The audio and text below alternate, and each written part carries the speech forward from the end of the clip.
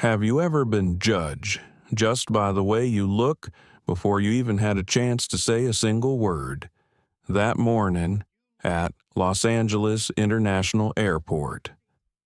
A black man in a sharp gray suit approached the Sky Vista Airlines check-in counter. His name was Elijah Brooks, a calm, accomplished entrepreneur once hailed by Forbes as the golden mind of the fintech world. But to the ticket agent, Samantha Reed, he was just a black passenger who didn't quite look like he belonged in first class. She forced a smile, mumbled something about adjusting the passenger weight distribution, and quietly switched his seat from 2A in first class down to 27B in economy. The seat she gave away, handed to a white man who had just walked up behind him.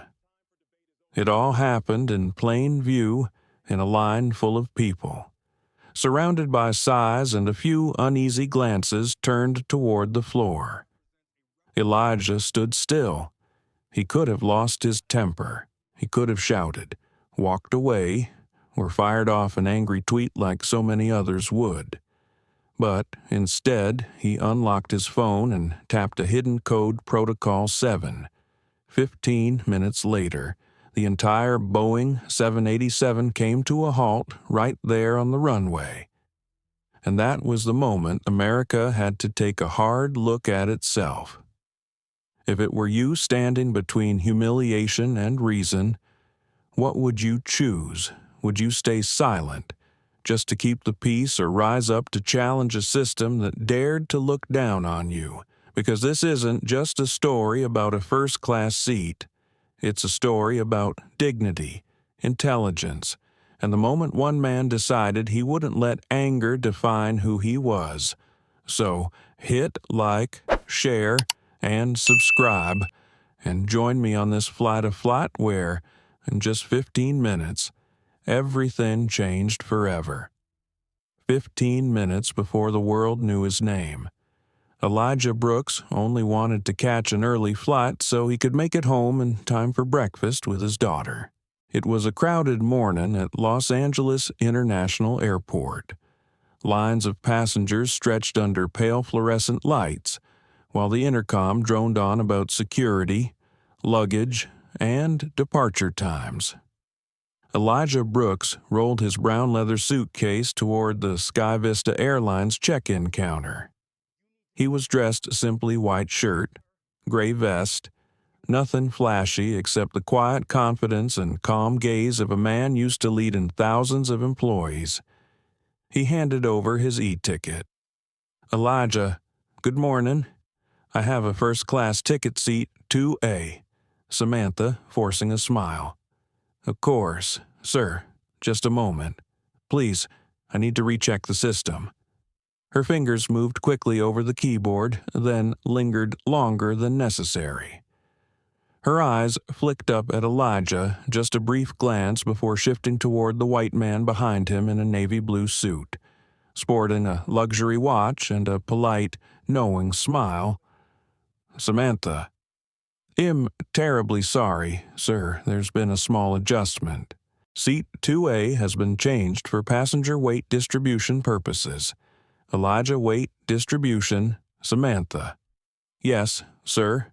Just a safety procedure. We've reassigned you to seat 27B, still very convenient." Her tone was steady, almost casual, but her eyes wouldn't meet his. Behind them, the white man was ushered forward and handed the 2A ticket with a faint smirk. A few passengers, watching the scene quietly, shook their heads. Elijah looked down at his new boarding pass middle row, near the restroom. 27B. He said nothing. No one heard the deep breath he exhaled, the kind that feels like holding back a storm inside your chest. If he reacted now, he'd just be another angry black man in a crowd. But if he stayed silent, he'd let them define his worth. Elijah pressed his lips together, reached into his jacket, and pulled out his phone. He opened a private security app, a small icon shaped like a bird's wing. He entered the code, Protocol 7, instantly. An automated system came online syncing data, opening a secure link to the emergency media network of Brooks Capital Holdings, a name that, in just a few minutes, the whole world would come to know. The counter supervisor, Karen Douglas, walked over, her tone sharp and defensive. "Karen, is there a problem? Sir Elijah?" "No problem. I'd just like to understand how this weight distribution rule works. I weigh 180 pounds. The gentleman who just took my seat at least the same." Karen irritated, "Sir, I think you shouldn't pressure my staff. They're following procedure." In the line behind him, Dr. Camille Harris, a young woman in a white coat, looked at Elijah, a mix of sympathy and outrage in her eyes. She raised her phone and started recording. Someone whispered, again. In this day and age, the air grew heavy. Elijah could feel anger rising under his skin, hot, electric. He could slam the counter, he could yell, but then he saw the small photo taped to the back of his phone. His daughter, Maya, 8 years old, smiling wide. He took a slow breath. Elijah quietly, "I understand. Thank you. He'll wait for Borden." He accepted the new ticket and turned away. The counter fell silent. The only sound was the soft roll of suitcase wheels across the tile floor. But Elijah knew everything had been captured: the video, the audio, the voices, at the counter. Samantha lowered her head. She had no idea that every moment was being recorded not by phones, but by Tech Vault Solution security cameras, technology developed by Elijah himself. She didn't know the man she'd just downgraded wasn't just a passenger. He was the founder of that very system and the owner of 12% of Sky Vista Airlines shares. In the airline's internal control room, a notification appeared on the main screen. Protocol 7 activated, requesting verification of discriminatory behavior at LAX Counter 7. Sitting quietly at the boarding gate, Elijah's phone buzzed. A message from his assistant text, "Are you sure about this?"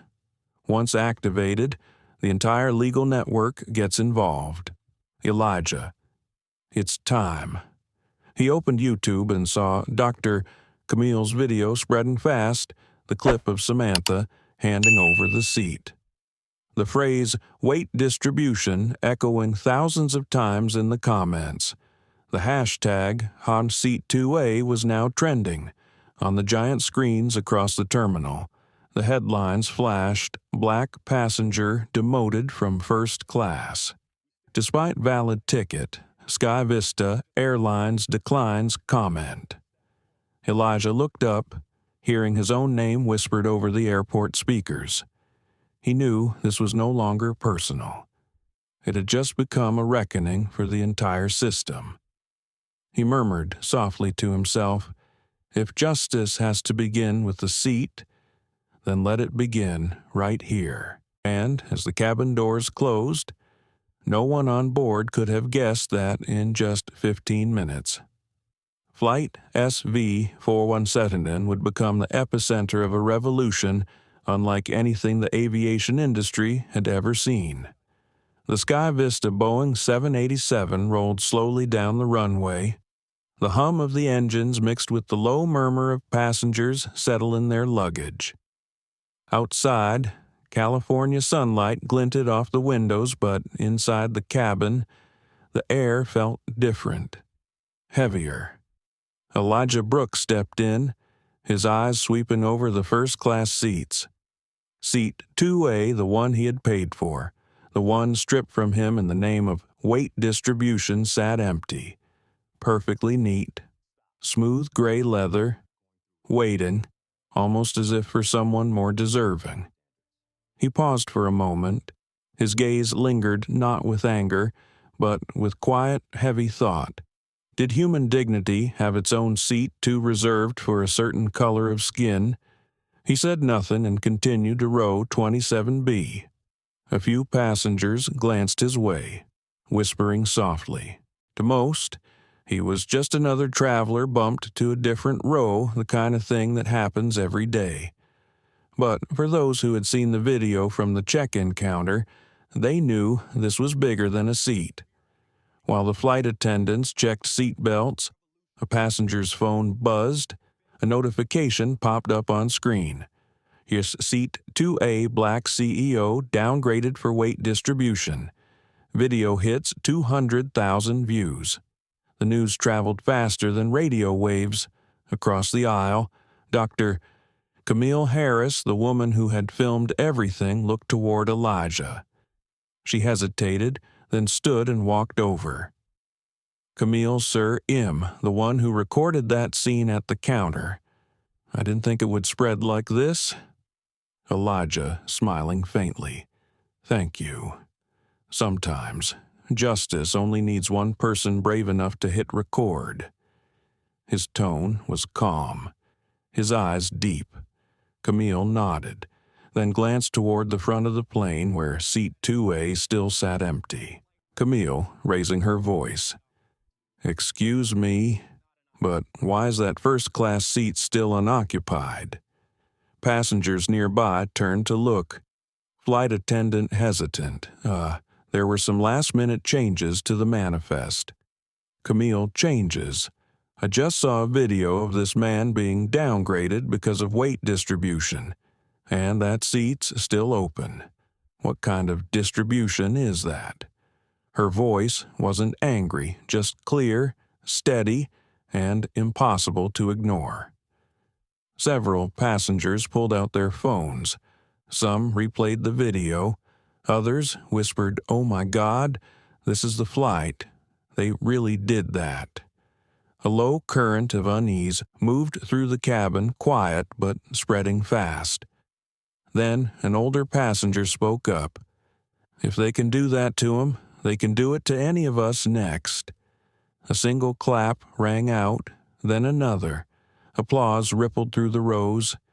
Elijah sat still, eyes fixed toward the front.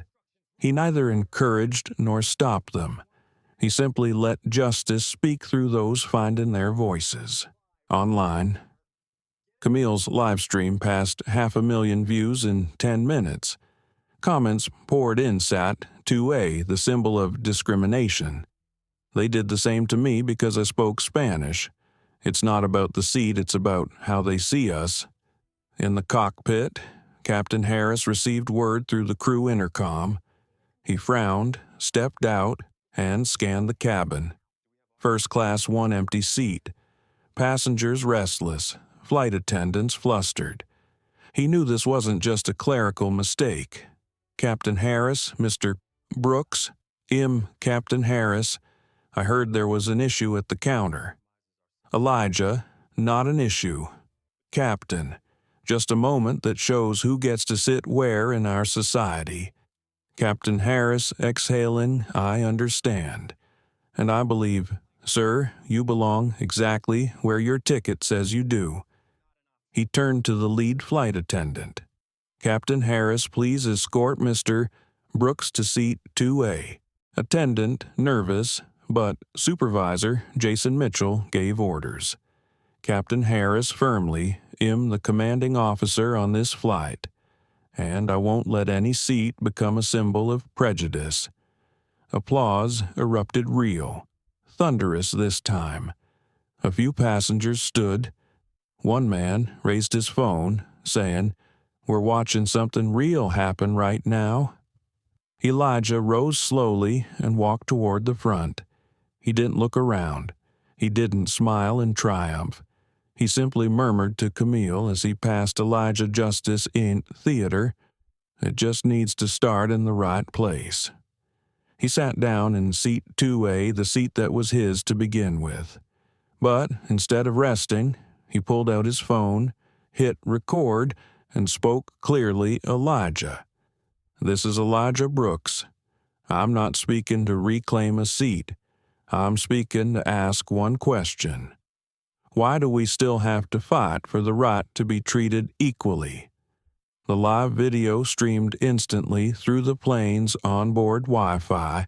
In minutes, the cabin became a courtroom in the sky, a place where decency itself was on trial. A middle-aged woman called out, "I don't know you, sir, but thank you for not staying silent." A young man added, "We don't need to shout. We just need to look truth in the eye." Captain Harris returned to the cockpit, his face heavy but resolute. He knew the next few moments wouldn't just define one flight. They would test the honor of an entire industry at 35,000 feet.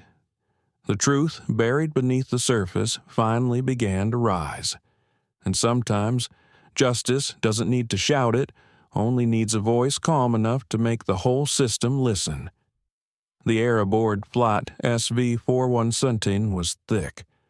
A low buzz of whispers rippled through the cabin like an undercurrent.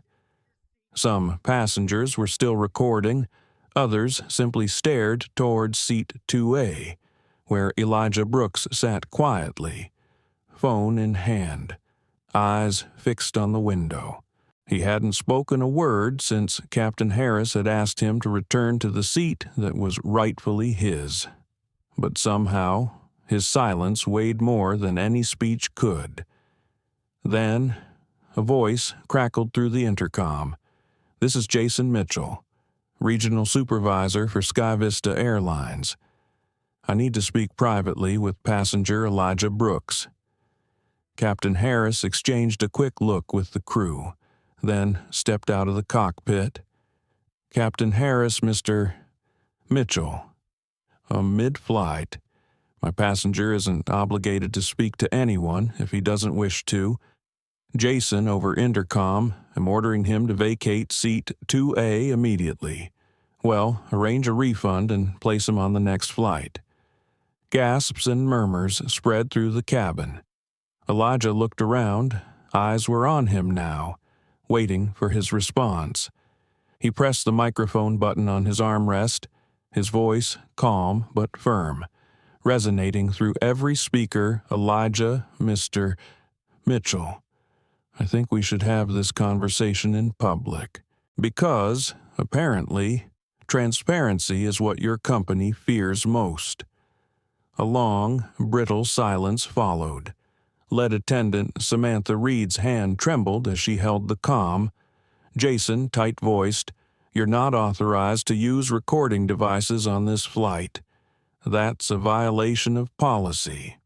"Elijah, you're right, except you might want to reread Sky Vista's policy manual.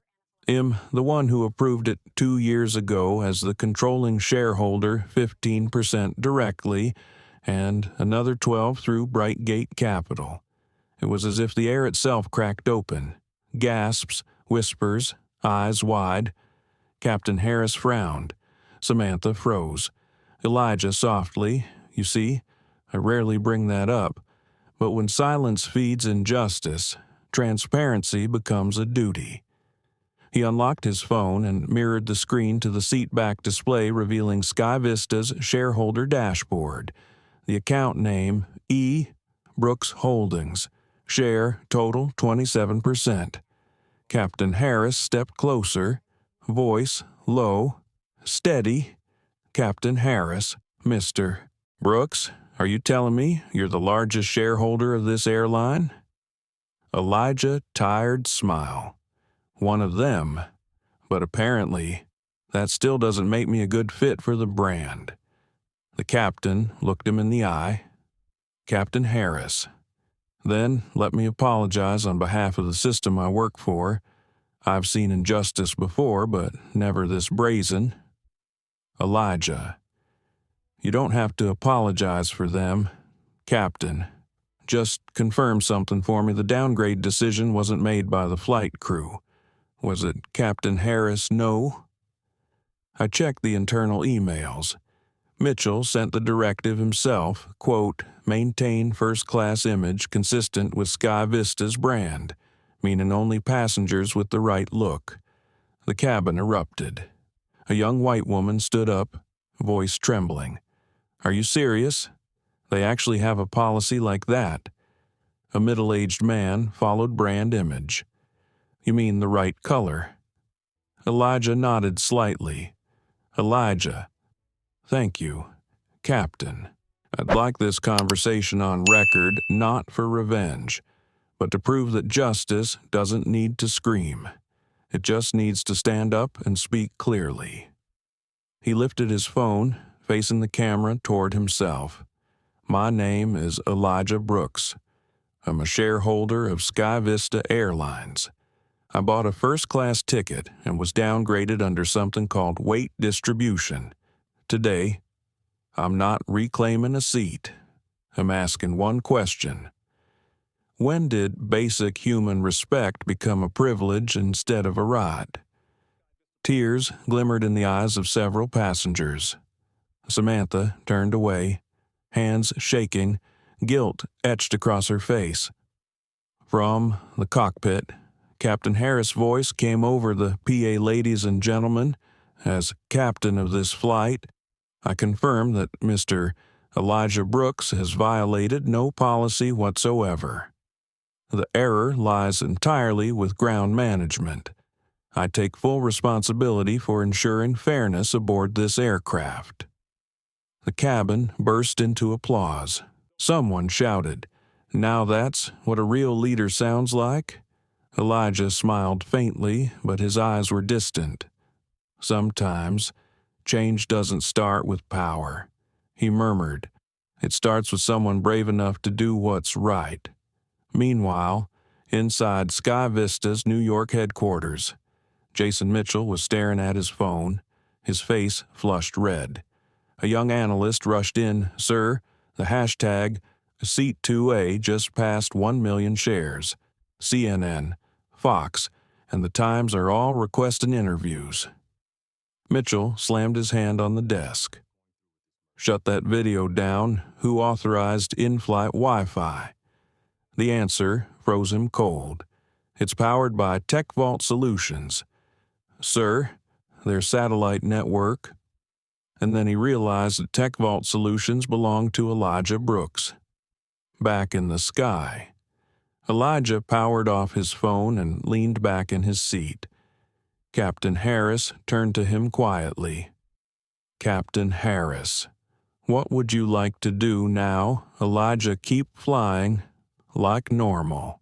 But from now on, I want every person on board to be treated the same, no matter what seat they're in. But justice can't end with one flight, because the moment those wheels touch the ground, that's when the real storm began, and this time, no one could shut it down."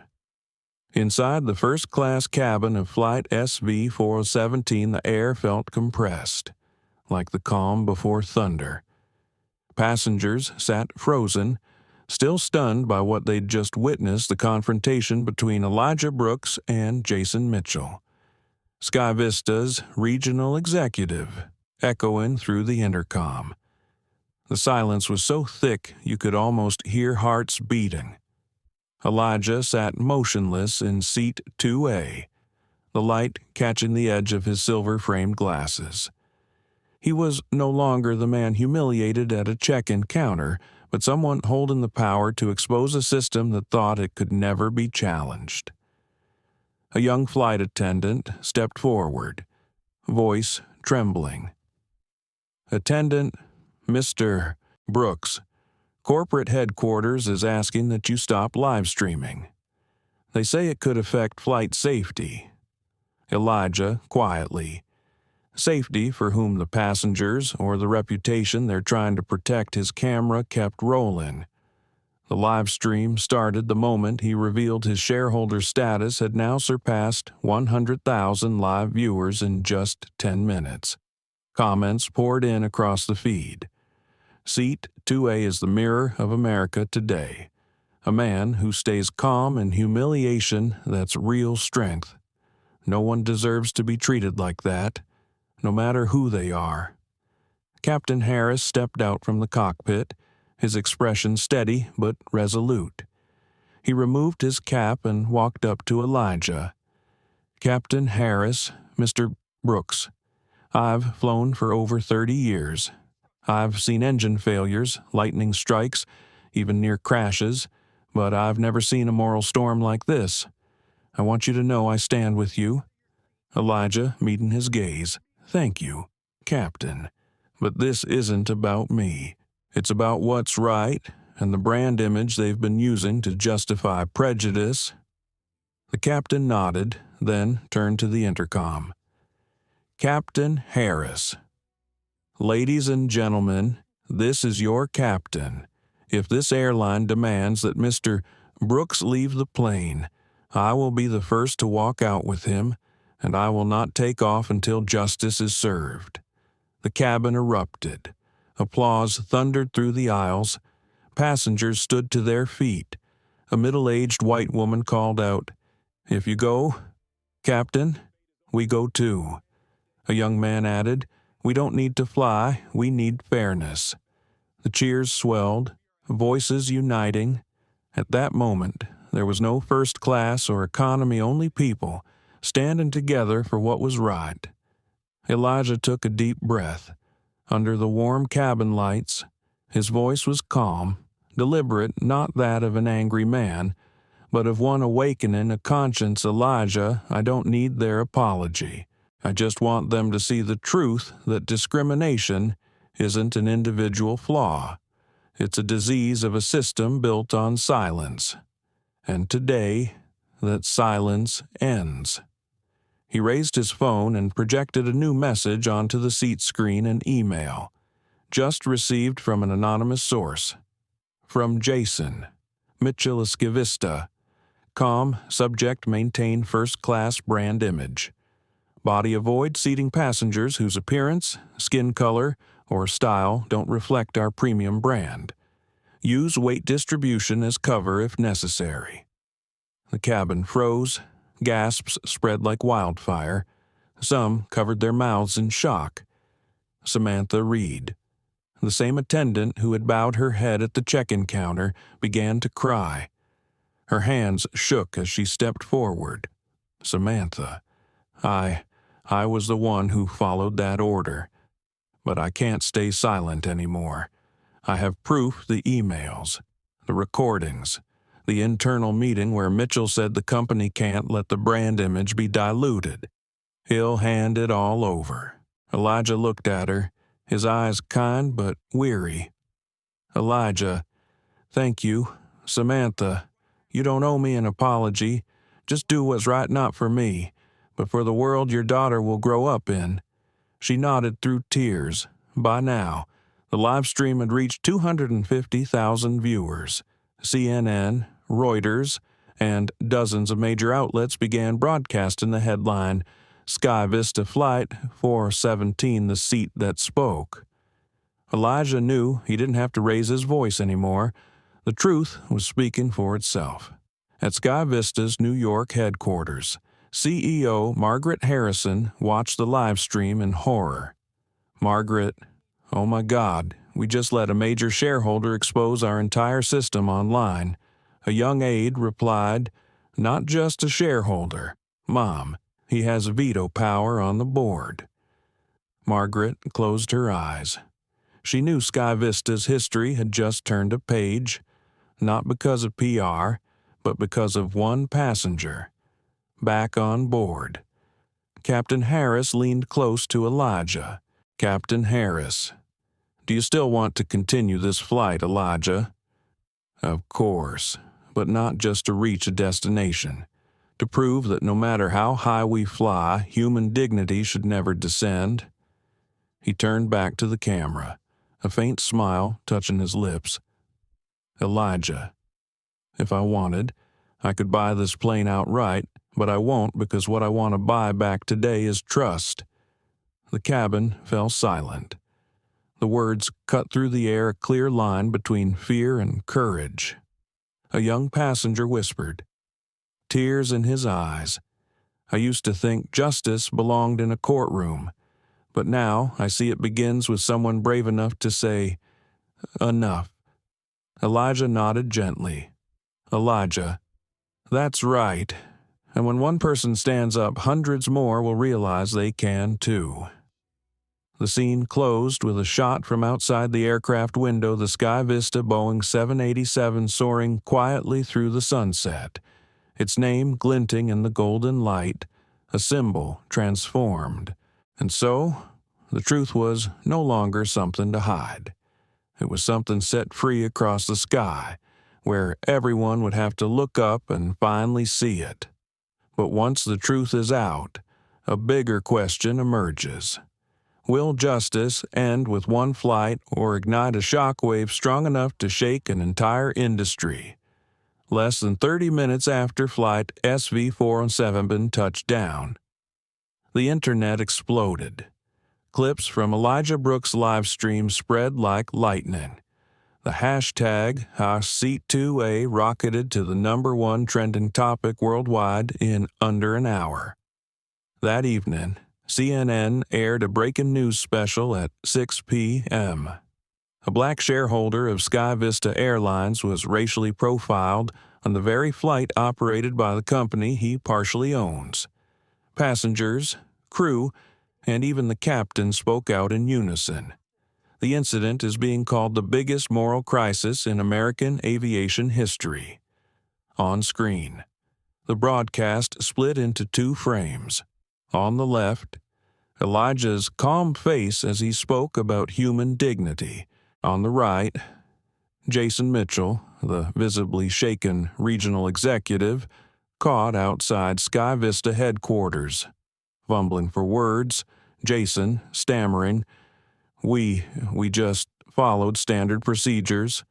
There was no discrimination involved. But when a reporter held up his phone and read Mitchell's own leaked email aloud, "Don't seat E, B, in first class, use any excuse necessary." The press room fell into stunned silence. That night, Sky Vista Airlines dominated every headline.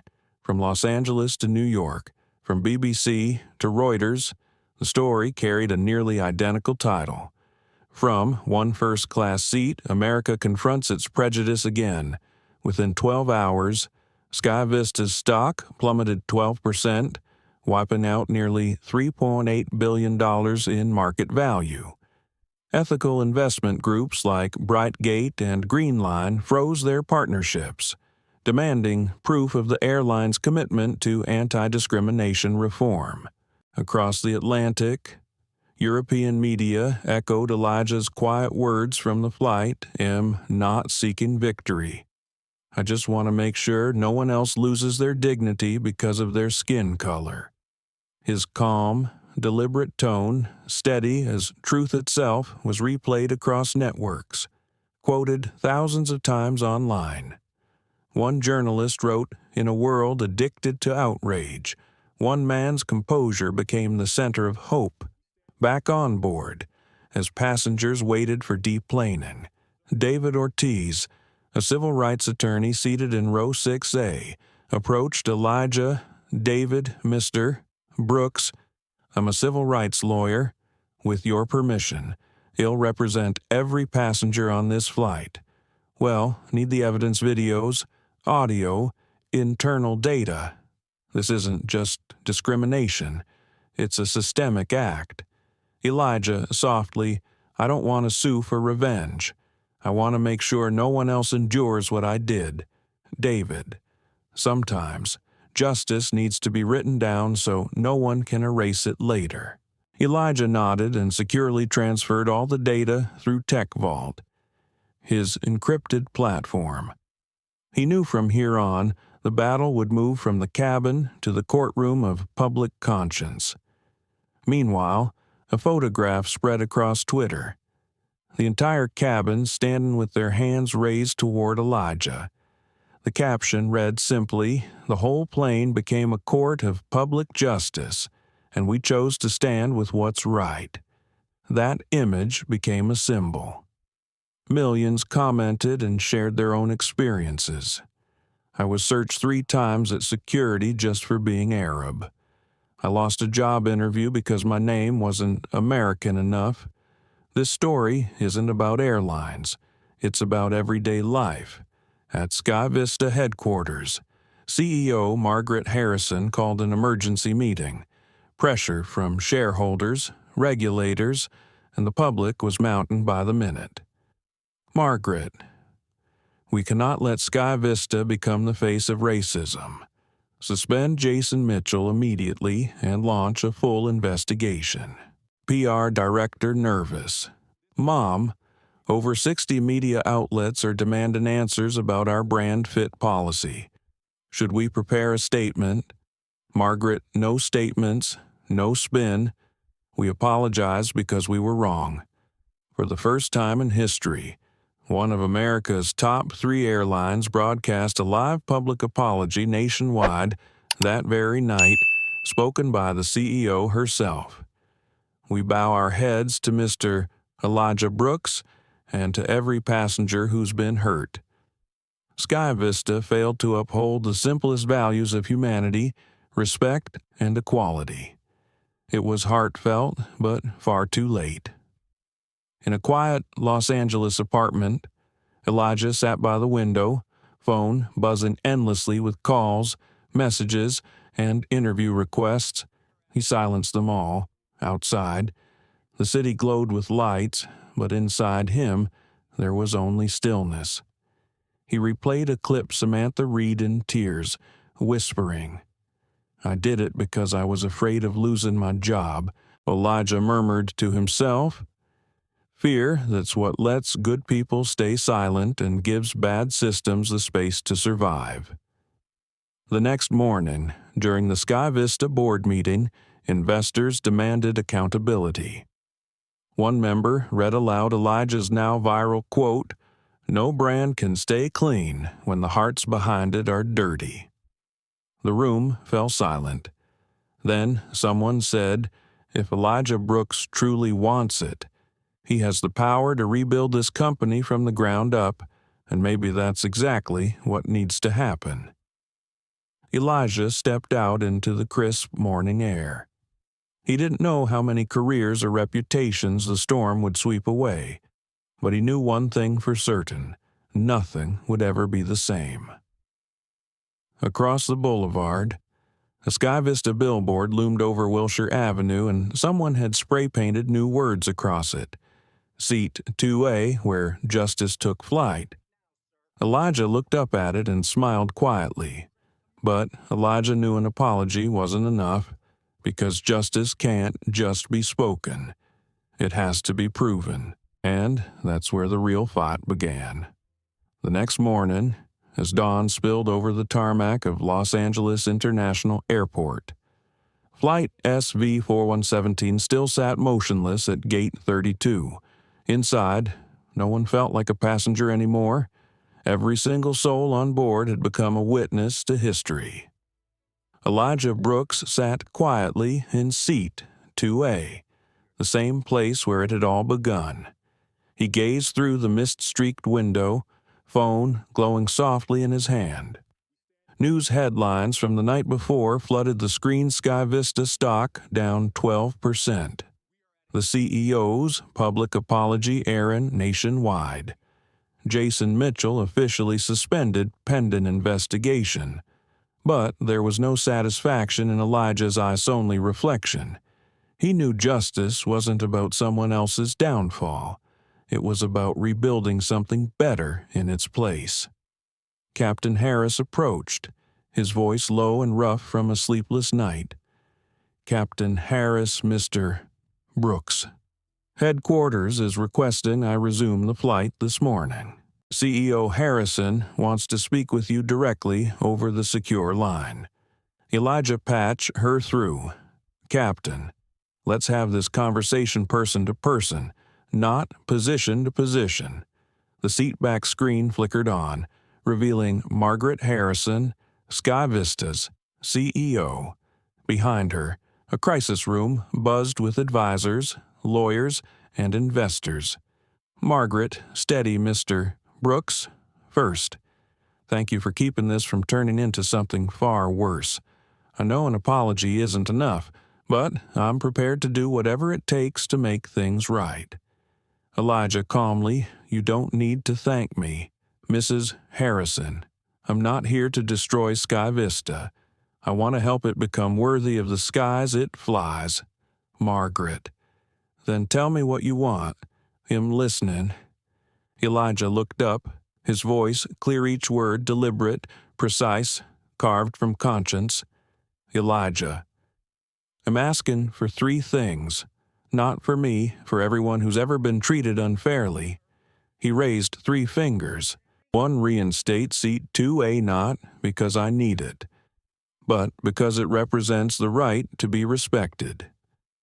2, suspend Jason Mitchell's management authority until the investigation concludes. 3, launch a mandatory anti-discrimination and ethics training program within 30 days for every Sky Vista employee, from ticket counter to executive board. Silence filled the line. Then, slowly, Margaret bowed her head. Margaret, you'll suspend Mitchell immediately, and the training will begin company-wide. But about reinstating seat 2A, Elijah, interrupting gently. Seat 2A isn't just a seat. It's where justice was demoted to row 27B. If Sky Vista truly wants to change, let this flight take off again by the book. By the law, everyone sees that fairness can still fly. One of her advisors whispered nervously behind her, "If we let him relaunch the flight, it's an open admission of fault." Margaret's reply was firm. We already were at fault. Pretending otherwise would be the real disaster. She turned back to the camera. Margaret, Mr. Brooks, I agree. Flight SV417 will relaunch with you in seat 2 under full FAA procedure. I'll announce the reform initiative myself. Elijah nodded. There was no triumph in his face, only quiet relief tinged with sorrow. Elijah. Thank you. But one more thing, if you fail to act within 30 days, he'll sell all my shares, and when that happens, Sky Vista's losses won't stop at 12%. Margaret exhaled slowly. Margaret, you're teaching me the hardest lesson in the kindest way. Elijah, no, Mom, I'm just returning the lesson the system forgot. Human dignity can't be traded like stock. When the call ended, Captain Harris looked at Elijah, his tone softening. Captain Harris, I've flown through storms before, but I've never seen anyone pilot one like you. Elijah's smiling. Any storm can be overcome. Captain, if the pilot's steady enough and his conscience stays on course. He rose and stepped into the center aisle. Every passenger turned toward him. Elijah, ladies and gentlemen, Flight SV417 will take off again. Not because Sky Vista commands it, but because we chose to say no to injustice. From this moment forward, I want every traveler who boards this plane to know no seat is too low and no person too high to deserve respect. Applause erupted long, warm, genuine. Some passengers wept. A little girl climbed onto her seat and waved. Mr. Elijah, you're my hero. Elijah bowed slightly, smiling gently. Elijah, no, sweetheart. I'm just someone who realized he couldn't stay silent anymore. In the cockpit, Captain Harris adjusted his headset and announced, Flight SV417 cleared for departure. Destination New York. Mission Justice. Outside. Golden sunlight poured across the runway as the Boeing 787 began to roll, carrying hundreds of awakened hearts toward a new horizon. And as the narrator's voice faded over the roar of the engines, the words lingered like a promise. Sometimes, justice doesn't need a gavel. It only needs one person brave enough to stand beneath the open sky so that the world, at last, must look up and see itself. But, as the wheels lifted off the ground, no one knew that from this very flight would be born something called the Sky Vista Equity Initiative, a program that would go on to change the entire American aviation industry. The SV-417 touched down at JFK Airport beneath a late afternoon sky painted gold by the New York sunset. As the wheels kissed the runway, silence filled the cabin. No one applauded because they all knew this journey had carried more than passengers. It had carried the truth. Elijah Brooks unbuckled his seatbelt and stood. The light glinted off his silver frames, his expression calm yet resolute. He nodded to Captain Harris, ready to disembark when a soft, trembling voice stopped him. "Mr. Brooks, please, wait." It was Sarah Johnson, the check-in agent who'd once handed his first-class seat to someone else, uttering the words, "weight distribution." But today, her face was different. No heavy makeup, no forced professionalism, just honesty, raw and trembling. She stepped forward, clutching a small silver USB drive, its edges worn from being hidden too long. Her voice shook, but every word was clear. "Sarah, I've had this for 2 years. It's everything: emails, internal recordings, directives about the so-called selective boarding protocol. They told us to choose passengers based on image, race, and how well they fit the brand. I was terrified, afraid of losing my job, afraid I couldn't feed my daughter." Elijah stayed silent, letting her continue. "Sarah, I used to think I was just an employee, that obedience was enough. But one night, my daughter, Amelia, she's 8, she's mixed race, asked me, 'Mom, when I grow up, will they make me sit in the back too?' And I couldn't answer her. That's when I realized if I kept quiet, I was teaching her that fear deserves more respect than justice." The words caught in her throat. Around them, a few remaining passengers stood still, eyes glistening. Sarah held out the USB drive. "Sarah, I can't erase what I did, but I can try to make it right. If you can truly change things." "Mr. Brooks, take this." Elijah accepted it, his grip firm but gentle. "Elijah." "Thank you." "Sarah, courage is the absence of fear. It's doing what's right despite being afraid. You just proved that." Tears welled in her eyes. "Sarah, I just want my daughter to grow up in a world where her mother doesn't have to bow her head for doing her job." Elijah placed a reassuring hand on her shoulder. "Elijah, then you've already started building that world right here, right now." That small, unmarked USB, barely the size of a thumb, contained over 400 pages of internal emails and 12 audio recordings spanning 2 years. Each file detailed Jason Mitchell's orders and his regional director's compliance: avoid seating Black, Asian, or Middle Eastern passengers in front rows. If challenged, cite technical, weight, or maintenance reasons. Those files, handed to civil rights attorney David Ortiz, became the foundation of a federal investigation. And from that moment, the story of Flight SV-417 stopped being about one man's humiliation. It became a reckoning for an entire system. The next day, at a press conference in New York, Elijah stood before a wall of flashing cameras. He wore a light gray suit, his voice low but powerful, not fueled by anger, but by conviction. "Elijah, I'm not here to cost people their jobs. I'm here to make those with power understand. When you decide who deserves respect, you forfeit your own dignity first." He lifted the USB drive, its silver surface catching the glare of camera lights. "Elijah, this isn't evidence for punishment. It's a mirror for an entire industry to look at itself." In the second row sat Sarah, holding the hand of her daughter Amelia, who watched him with wide, bright eyes. And for a brief moment, everyone understood this man wasn't just fighting for himself. He was fighting for children like her, those growing up between two colors, two worlds, seeking a place where they could belong. The room broke into applause, not thunderous, but long, heartfelt. CNN's headline read that evening, Elijah Brooks turns personal humiliation into a movement for justice.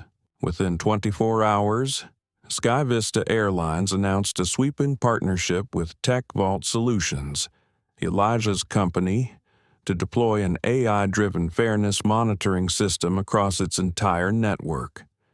The system was named Clear Seat Protocol, designed to detect and flag any discriminatory behavior in ticketing, boarding, and in-flight service. CEO Margaret Harrison addressed the nation again.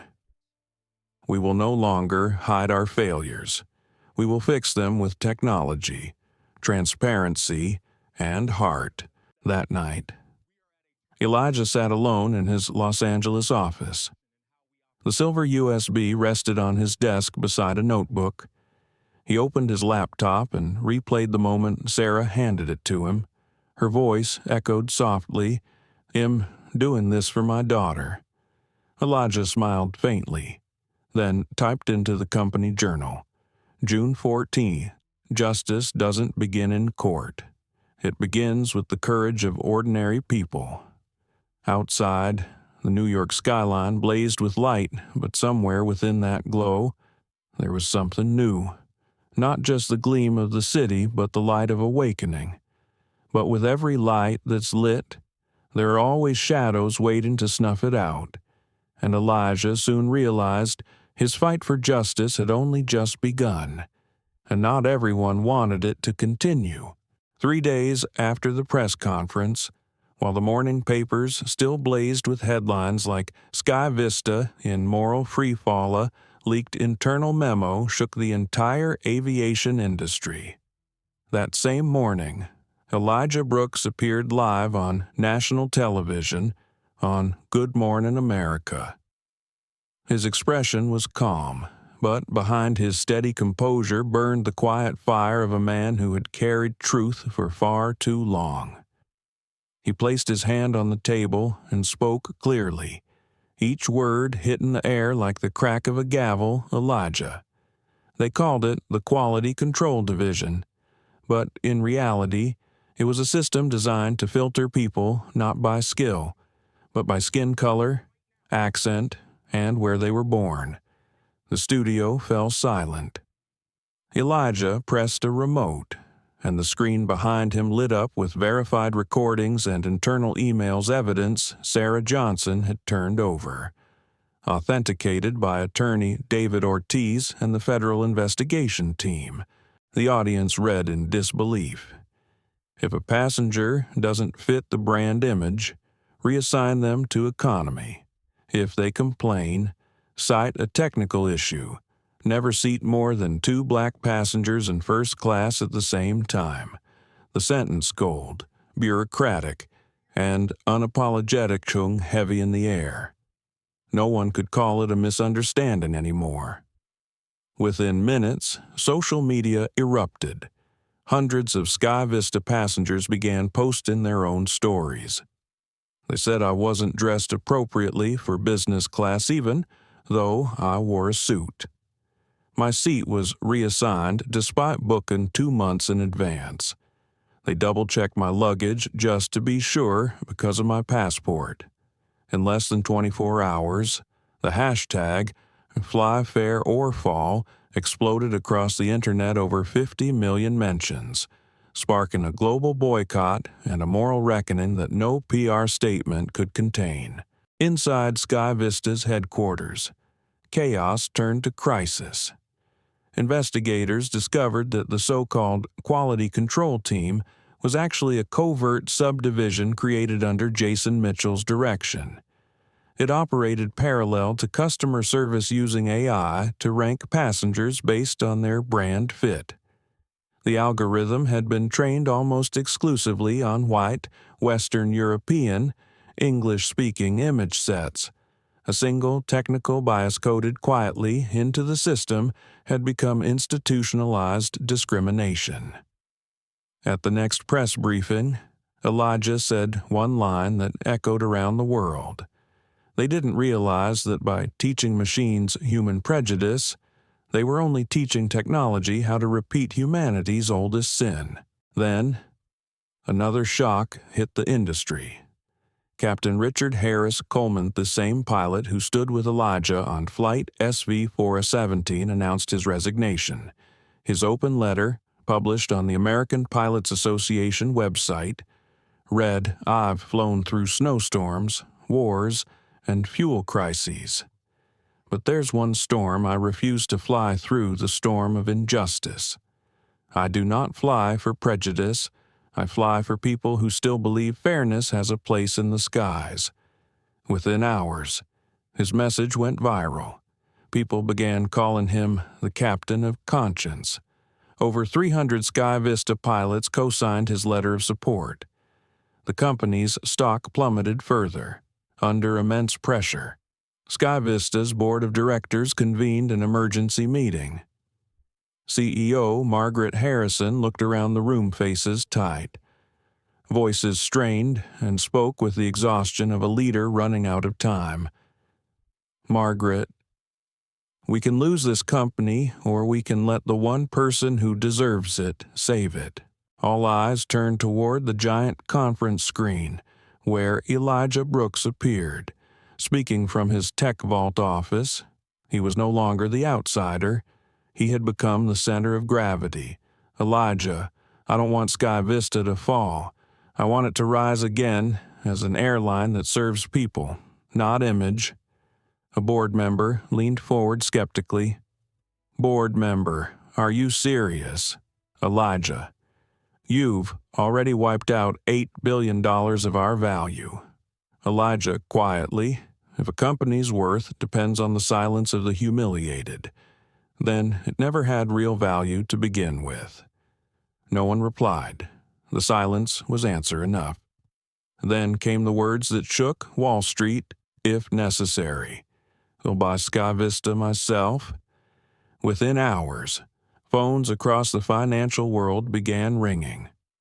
Brightgate Equity Fund pledged $2 billion in conditional backing.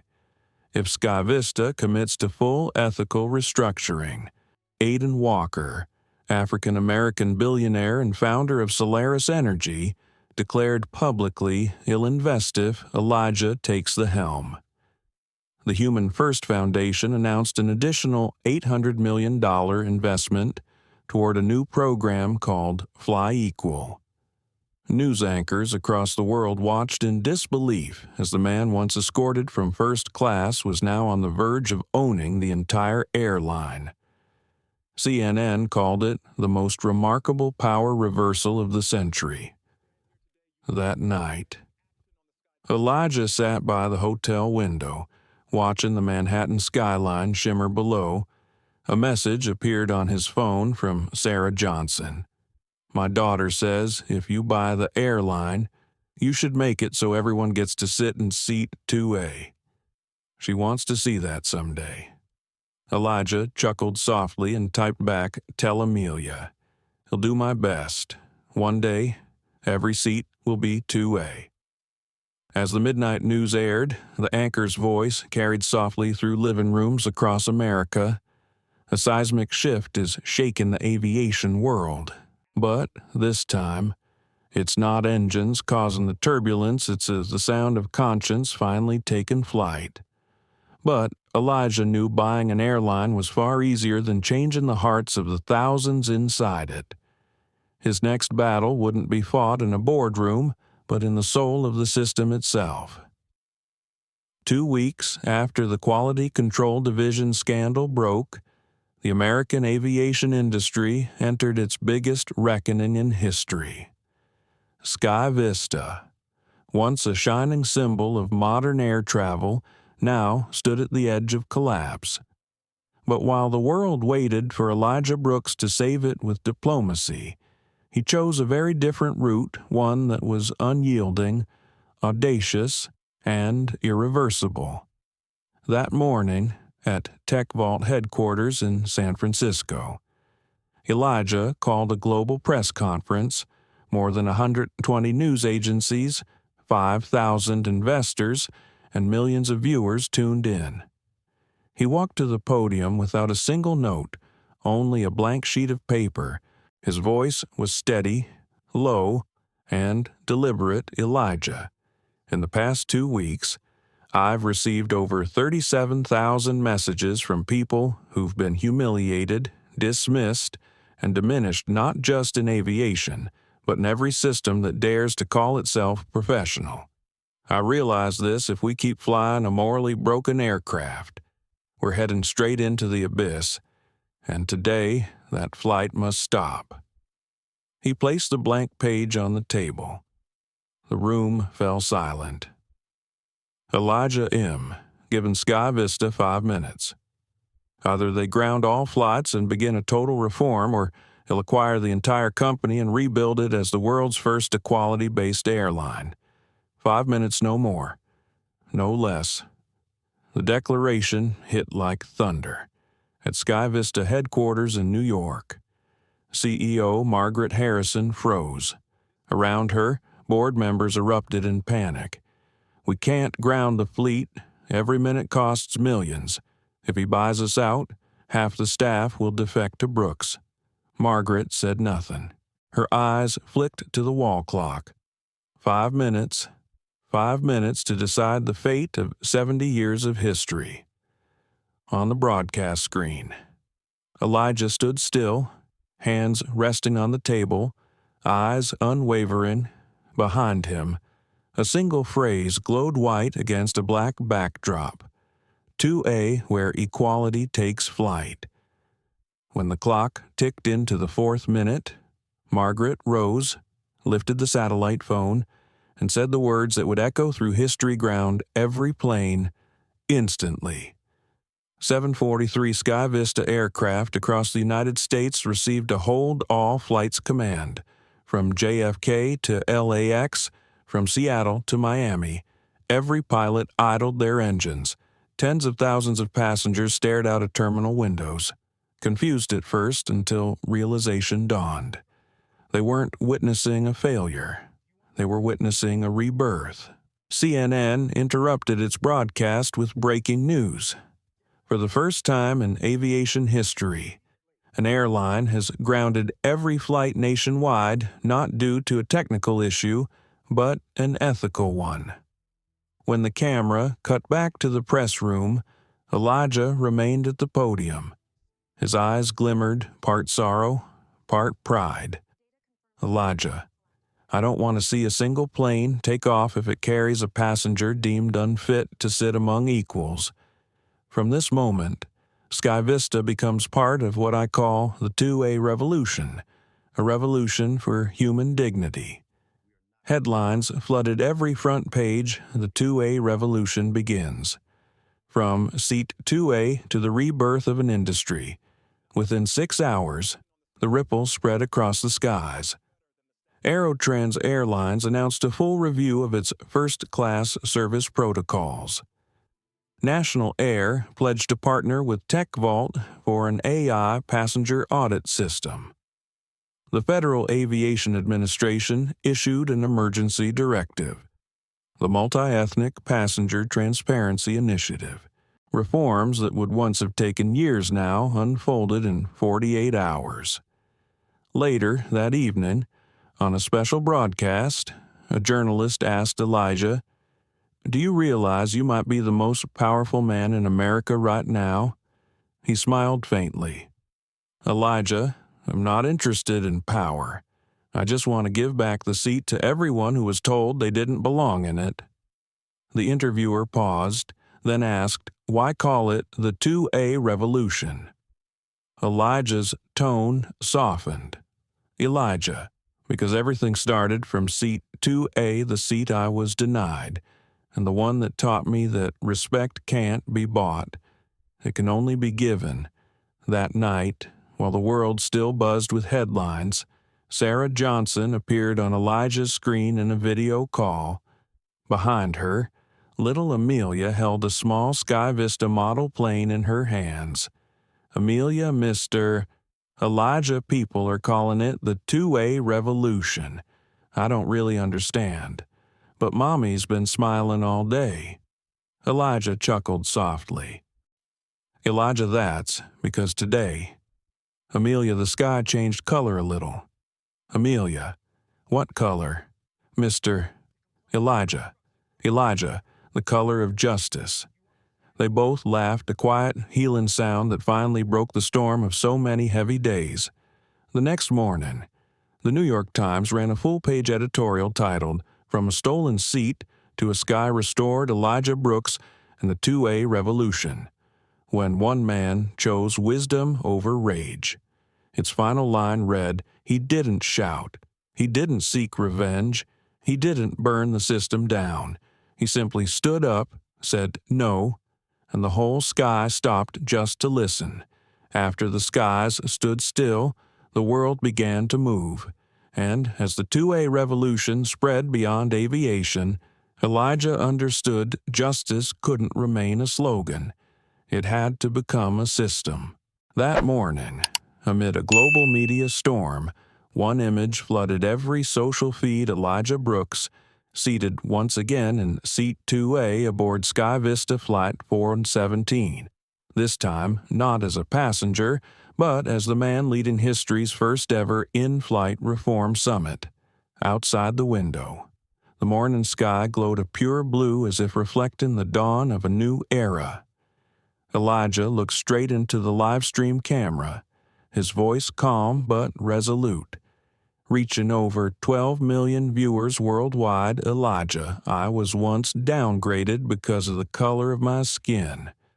But today, I'm not here to reclaim a seat. I'm here to rebuild the plane itself. This was no ordinary flight. The cabin had become a flying boardroom of reform, connected via split screen to CEO Margaret Harrison, attorney David Ortiz, and representatives from the U.S. Department of Justice. Several passengers from that fateful day were also on board, living witnesses to a new standard of transparency.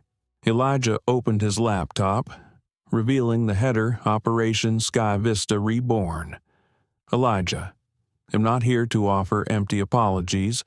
I'm here to rebuild the structure so that no person of any color or creed ever feels small under the American sky. The cabin fell silent. Then Elijah began to read the directives that would rewrite history. Elijah, within 24 hours. Sky Vista will publicly release the names of 43 passengers discriminated against in the past 2 years. Each will receive a public apology, compensation worth 10 times their ticket price, and a lifetime first-class pass, because justice isn't measured by money, but by the courage to make things right. Applause erupted through the cabin. Some passengers wept openly. Elijah. Effective immediately. The Passenger Quality Control Division. The root of this prejudice is dissolved. All involved personnel, including Jason Mitchell, will face full investigation and criminal prosecution if human rights violations are confirmed. The corrupted AI system will be turned over to the Department of Justice and the Federal Equality Commission for independent audit. The air went still. No more promises. These were judgments delivered not by vengeance, but by integrity. After a moment, Elijah lifted his eyes, his voice gentler now. Elijah Sarah Johnson, the woman who dared to break her silence, will be appointed Chief Diversity and Inclusion Officer, the first in Sky Vista's history. She will lead the retraining of all 60,000 employees, teaching that respect isn't granted by rank, it's born in the heart. All eyes turned to Sarah. Tears shimmered as she smiled softly. At home. Her daughter Amelia squealed at the TV screen, "Mom, Mr." Elijah kept his promise. Sarah bowed her head, tears streaming freely. "Sarah, thank you. Mr. Brooks, but I only did what was right. Elijah smiling, and it's always the people who do what's right that help the world fly higher. Elijah Captain Richard Harris Coleman, the man who said, "I don't fly for injustice," will be appointed Vice President of Ethics and Aviation Safety. He will oversee every decision affecting human dignity so that never again will a plane take off built on inequality. Captain Coleman stepped forward, shaking Elijah's hand as the cabin erupted in applause. Coleman, I've flown 30 years through the skies, and today, for the first time, I feel truly free. Elijah, all internal records, emails, and passenger data will be opened for full federal oversight. Sky Vista will become the first airline in history to allow government and public ethical supervision. A journalist called in from the live stream, "Aren't you afraid that such transparency could cost the company its privacy?" Elijah, privacy should never be a shield for wrongdoing. Transparency is the only runway where trust can land safely. The reform session lasted over 2 hours. As the cameras prepared to cut off, Elijah ended with a quiet reflection that resonated around the globe. Elijah, when I was pushed out of seat 2A, I felt small. But now I see sometimes God lets us lose our seat, not to humble us, but to show us who's really flying the plane that governs this world, and the answer isn't power, it's compassion. The next day, international headlines crowned it, the Great 2A Reform. The European Aviation Alliance issued a formal thank you letter. Japan's Ministry of Transport announced its own transparent seating policy, modeled on Sky Vista's new code. Within a year, Time magazine named Elijah Brooks, the man who redefined global ethics. At the ceremony, Sarah Johnson delivered a single, unforgettable line. "Once, I was the woman who printed boarding passes. Today, I help rewrite how humanity boards its future." Seat 2A, once a symbol of humiliation, became a monument to equality. Sky Vista kept it permanently empty, a living reminder of what was lost and what was won. Etched in silver across its headrest were the words, "Seat 2A, reserved for respect." As the plane's wheels rolled across the runway, the world seemed to tilt just slightly toward justice, toward humanity. And maybe, in some way, we're all passengers on that flight. A year after the 2A revolution, the skies over America carried a new color. Sky Vista's planes no longer just transported people, they had become symbols of a society relearning how to treat one another. At the company's new Chicago headquarters, sunlight glinted off a silver inscription on the wall, "Equality takes flight." Standing beneath it, Elijah Brooks stepped onto the stage before hundreds of employees and reporters. He wasn't in a suit this time, just a plain shirt and jeans, holding a small metal pin engraved with 2 characters, 2A, Elijah. 1 year ago, I was downgraded. Today, I stand here not to celebrate a victory, but to remind you that this victory isn't mine. It belongs to everyone who dared to say no when something was wrong. In the front row sat Sarah Johnson, her daughter Amelia, and Captain Richard Harris Coleman, now Vice President of Ethics. Their faces were calm, proud faces of people who had carried truth through turbulence. After the acquisition, Elijah and his partners took full control of Sky Vista. In the first week, he issued a groundbreaking directive mandatory civil rights training for every employee, from pilots to baggage handlers. But these weren't corporate seminars. They were raw, open conversations about empathy, bias, and the courage to admit we were wrong.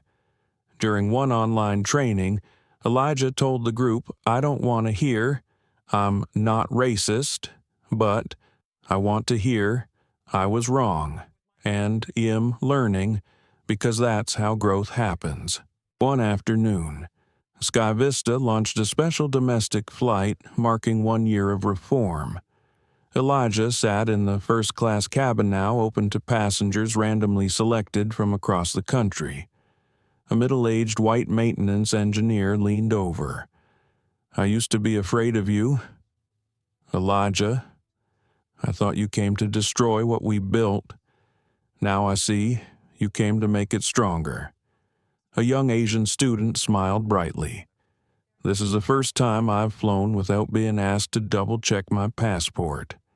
Thank you for stopping that plane." And just ahead, little Amelia Johnson sat beside her mother, clutching a drawing. As the plane leveled in the sky, she hurried over and handed it to Elijah.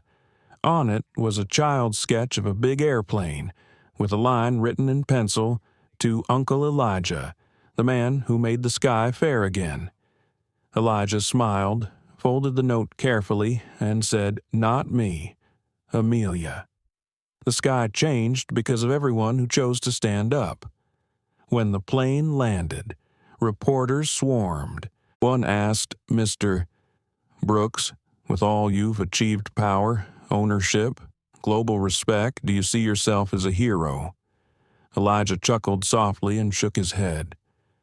"Elijah, am no hero. I'm just someone who had the chance to say no. The real heroes are the ones who said no before me, the forgotten ones who stood for what's right when no one was watching." He paused, then looked into the camera. "Justice doesn't begin with power. It begins with choice." Months later, Sky Vista became the global benchmark for ethical enterprise. Over 40 airlines signed on to the 2A Civil Rights Initiative.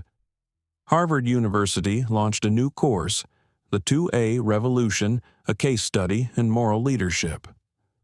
The Federal Aviation Administration announced that discrimination complaints had dropped 91% in just 1 year. News outlets called Elijah the man who rewrote America's skies. But the message that meant the most came from Sarah. One snowy Christmas Eve, Amelia says she wants to be a pilot when she grows up. She told me, "If the sky's fair now, I want to fly." Elijah smiled when he read it. He didn't reply right away. He walked to the window and watched a distant plane flash its lights across the night sky. And softly, to no one in particular, he whispered, "In the end, we're all flying, just at different altitudes." A year later, Seat 2A was installed in the Smithsonian National Air and Space Museum. Its placard read, "The Seat That Awakened a Conscience." Beneath it, engraved in silver, were Elijah Brooks' words, "Justice isn't the destination. It's the starting point of every decent journey." The story closes on Elijah holding Amelia's hand as they board one of Sky Vista's new planes. Below them, thousands of passengers of every color, age, and walk of life wait to board no first class, no economy. Just one cabin, marked with a single phrase across the wall, "Humanity Class." Elijah leaned down and whispered, "Amelia, up here. No one gets downgraded anymore." The plane rolled down the golden runway, lifting into the light. And as the narrator's voice faded in, it carried one last truth. In a world full of prejudice, sometimes it takes just one person brave enough to say no to make history take flight. A seat is never just a seat. It's a statement about who gets to belong. As the roar of reform faded, the world began to understand not all legacies are written in stock certificates or government decrees. Some live quietly, in the way one person made humanity look at itself and ask, "Are we fair yet?" 6 months after Sky Vista's transformation, Every commercial plane in America now carried a single golden-plated seat. Beside the window, engraved in fine lettering, read Seat 2A. For those who were once stripped of dignity, may it never be empty of justice. No one could book it. It was always left open, a silent memorial heavy with meaning. Passengers would glance at it as they boarded, and something in their eyes would soften. Some called it the seat of justice. Others, the silent seat. But to Elijah Brooks, it would forever just be Seat 2A, the place where he was pushed down, and the place from which he helped the world rise. September 15th, Washington, D.C. The halls of Congress overflowed with journalists and cameras. Banners read, "Hearing on Civil Aviation Equality Reform." Elijah stepped to the witness podium beside Sarah Johnson, Captain Richard Harris Coleman, and Bryant Ortiz, the civil rights attorney representing the U.S. Department of Justice. They stood shoulder to shoulder, no hierarchy, no titles, just as they'd promised. No one stands above another when standing before justice. A senator leaned into his microphone. "Mr. Brooks, do you think Sky Vista has gone too far by leaving an empty seat on every plane, simply to remember the past?" Elijah smiled faintly, his voice calm yet cutting through the silence. "No, sir. Seat 2A isn't about the past. It's about the limits of forgetting, because the moment we forget who was once denied a seat, we begin the cycle of exclusion all over again." The chamber went quiet. Sarah's hands trembled slightly. Captain Coleman's eyes glistened with pride when it was her turn. Sarah Johnson spoke softly, her voice unsteady but resolute.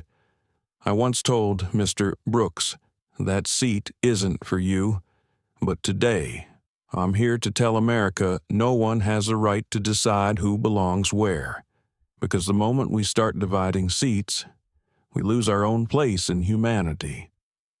The applause that followed wasn't loud, but it carried weight, the kind that lingers in the soul. Then Captain Richard Harris Coleman took the microphone. "I've flown over 30 years through every kind of sky. But this is the first time I've truly felt what it means to fly, not because of altitude, but because of fairness. The sky doesn't need more regulations. It needs more conscience."